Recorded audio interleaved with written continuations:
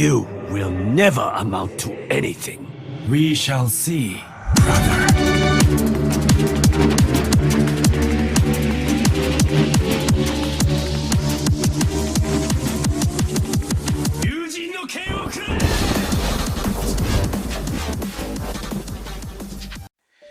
Hey, what's going on, everyone? This is Zen from Zen World, and I hope you're having a great day. So, yesterday we did a rundown on X-Men number 12, which is direct lead up to 10 of Swords, which I'm super hyped with. So, now I'm gonna just kind of break down some of my theories, right? And just it's just theories about X-Men number 12 and characters within that story itself. The main one that I want to speak about is Summoner. Now, the Summoner we've seen as the grandson of Apocalypse, right? And he has the ability to summon elemental beings and also demons, right? Or demons, whatever they want to call it. And every time the speech pattern for the character Summoner leaves me to theorize that he is not someone to be trusted. If anything, he is going to turn on Apocalypse.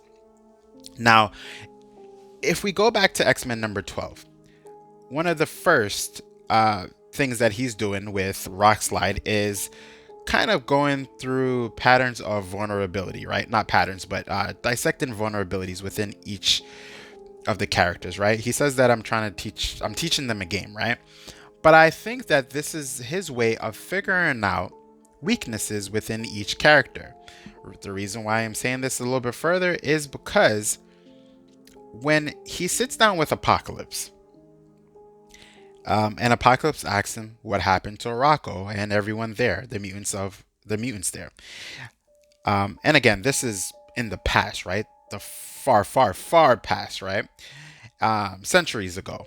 And one of the things he starts off by saying, he talks about the stories and how stories change, right? There's fact about what actually happened, and then there's what people tell you. And I often wondered as I was reading, is Summoner telling us the right version of the story?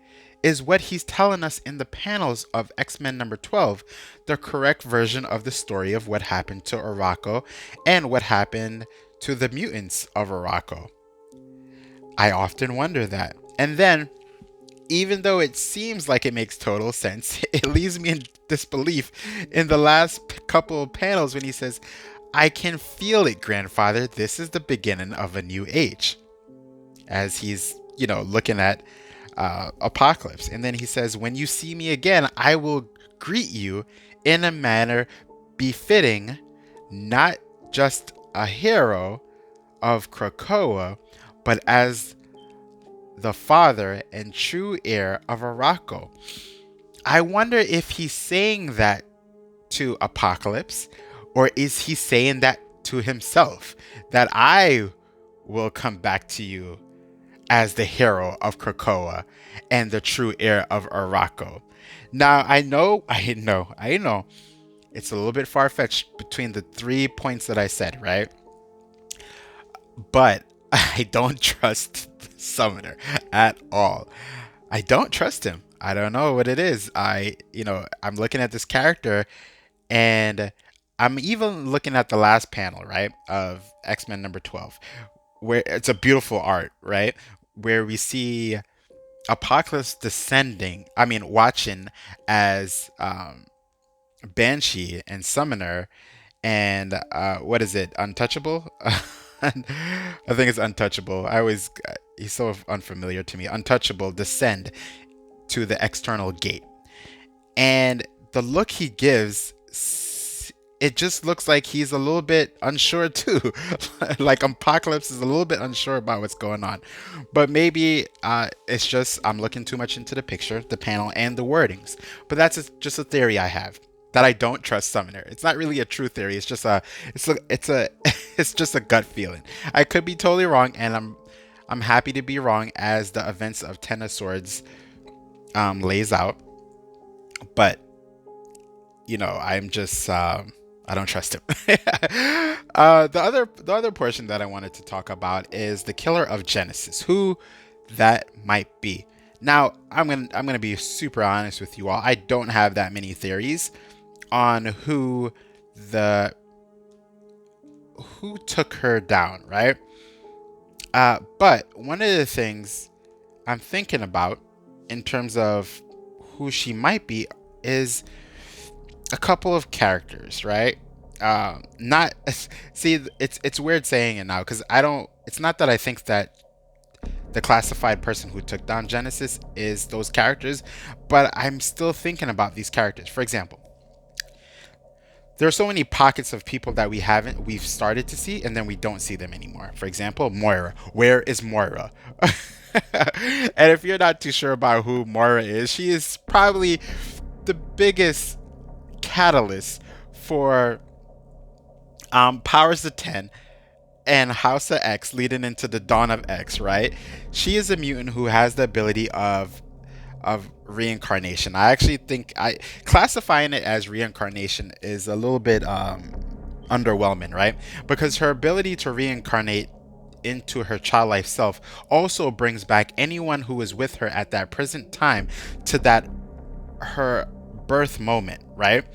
But at the same time, she contains all of the memories from her past life, right? It's daunting to think about how powerful, right? When I say powerful, not like, oh, omega level mutant. She's not an omega level mutant, but she supersedes kind of like that. She's like it's hard to describe. She's a character whose powers are so massive, but it's kind of like the periphery, right, of like powers, right? I don't even know what I'm saying, but it's not that she's strong, right? She's not an omega level mutant, but her mutant ability does affects everyone.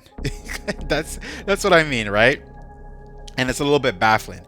But the reason why I brought her into the equation is for the simple fact that in Powers of 10 and House of X, we talked about one of her past lives where she teamed up with Apocalypse, right? And during that team up process, they killed Professor X, Magneto, and she believed this to be the right pathway in order to beat the machines, right? In the future, right? That we see in Powers of 10. But I often wonder if, she has it in her head, all of the events that happened, that she was part of it. Maybe she was that classified person. She's that person who has on the mask, right? Who took down Genesis. I could be totally wrong about this, of course, right? But the question is, well, then how did she go into the past, right? Maybe, right? Now, there was a scene, right? A scene. It sounds like a show because the storytelling is so well done. There was a portion within that lifetime, right? One of the lifetimes she was in the future, where that maybe she didn't die, right? That maybe she was sent to the past of some sorts, right? In some kind of like void. I don't know. This part is getting a little bit too far-fetched, but basically what I'm saying is classified could be Moira. Do I think it's really Moira? No, I don't think it's Moira at all. Another character who kind of comes into the equation, potentially, right, is, and I don't think it's her, but I just want to mention her because we haven't seen her, right, is X-23. Super far-fetched. Again, I don't think it's her. I'm just bringing up the character because she is in the vault, right? And we potentially a whole day has superseded the amount of time that's really in there. They have already gone through centuries, so their evolutional, I think she's in there with Darwin and someone else, right? Darwin has the ability to kind of adapt over time, right? I mean, not over time, but to adapt to any situation, and which makes him a perfect teammate for her. But in terms of who it might be, honestly, team, I'm ranting about Moira and X-23, but I don't know.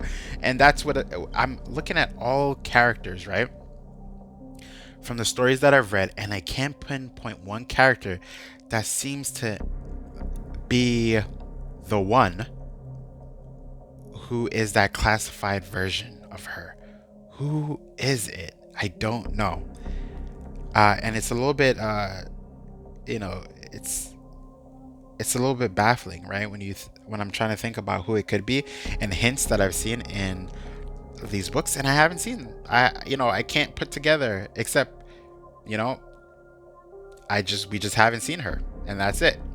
One of the things, the last theory is that, because notice what I said in the beginning, right? That Apocalypse, that Summoner, is telling a version of his story. What if Genesis did not die, right? What if she just, when they're saying she died, right? I wonder if it's her former self died. Her allegiance to her people, her allegiance to Apocalypse has died, and she's become a new version of herself. She has rose to the hierarchy of this new found character. And actually, in reality, what might occur is that Xofswords, right? The whole event is really everyone versus the 4 original horsemen, right? And a whole bunch of other characters led by Genesis, right? Or what seems to be this character, whatever her name might be. That it has been Genesis the whole time, but she's risen to a new hierarchy, maybe even a new name, or she might just keep the name Genesis. Genesis and Apocalypse. I think it makes perfect sense that maybe this big bad is actually the wife of Apocalypse, right? I could be totally wrong, but I know it's not X-23. I only mention her because we haven't seen her, but my 2 strong opinions and theories is that it's either Moira, which I'm kind of against a little bit, right? Because of the whole timeline thing. Like, how did she go back in time to then do X, Y, and Z, right? Not saying that it's impossible, but I'm just going to say in terms of storytelling, it might be kind of weird to say that Moira went back in time to do X, Y, and Z. If anything, she's puppeteering events of the present, but not going into the past, right? But my strong theory is that this character, labeled as classified, the one who presumably killed Genesis, is actually just Genesis herself. And the story that we got from the Summoner isn't the real version. It is only a version of what he wanted to tell Apocalypse, right? That Summoner is actually gonna go get Genesis or this classified person in order to team up and go against Krakoa, the team of Krakoa. And at that point, Apocalypse is gonna need to really band with the people he's always known, right? And has gone against for years and years, not for centuries, but for years, right? The X-Men, right? He's gonna have to team up with Magneto, the Council, right? And all of them. And this is what's gonna lead into the Xofswords, right? It's gonna be all of them versus all of them. All of our team, right? Team X versus or Team Krakoa versus Team Morocco. I really think that's what's gonna happen, team. If I'm wrong, I'm wrong. Is it nice to theorize? Oh, hell yeah. So let me know what you think about that in the comment section below. You could delete the whole X-23. I'm not gonna edit that out. I'm just gonna leave it there, but just forget about it. But I still want you guys to think about X-23 because I miss her and I wonder what she's gonna turn into. I'm really hyped to see when they come out of the vault. Like, who will they be? How will their powers be evolved? But anyway, not gonna get into that. So again, one more time with the outro. I'm gonna try this one more time. This is Zen from Zen World saying peace, love, and prosperity. If you're enjoying my content, drop me a like, subscribe, drop your theories in the comment section below, and I'll catch you all later for the next one. Take care, everyone.